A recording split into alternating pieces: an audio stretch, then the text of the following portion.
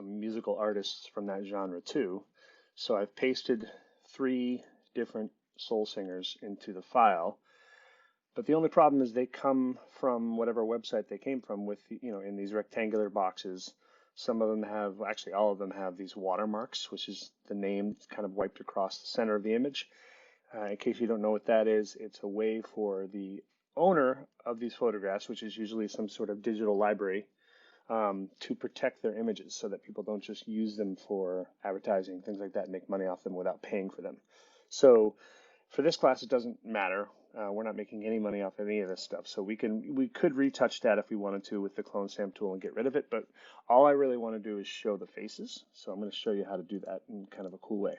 So I already have my type. I've actually already merged. I've already done my layer style to my type and merged the layer style. So in case you don't see the little layer style logo down there.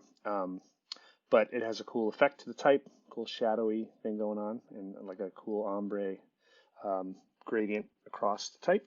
So first things first, I have Sam Cooke here. So I'm going to make what's called a vignette, Vignette, vignette, to his face.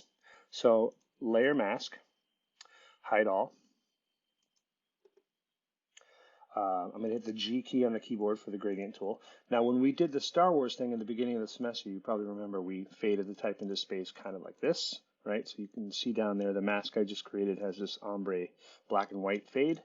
I'm going to undo that because this time we're going to use the same gradient tool, but instead of that type of gradient, we're going to use the second one over, which is called the radial gradient, which is more of a circular based gradient. So as I drag it, you'll see it'll create kind of a blurry circle, which I can keep doing until I get it the way I want it. I obviously don't want it that big because then I see the break in the image and I see the little watermark thing. So I can start right in the center of Sam Cooke's face.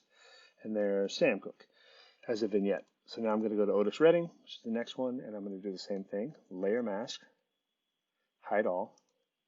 I'm already on the gradient tool and I'm already on the right type of gradient that I want for this. So I'm just going to click and drag again until I get Otis showing up the way I want him to show up. And then the last one is Al Green. So I'm going to do the same exact thing again. Notice how I had to click on the separate layers when I wanted to work on that soul singer. So the light gray color or tone of that layer tells me that that's the active layer. So I'm going to do the same thing. Layer mask.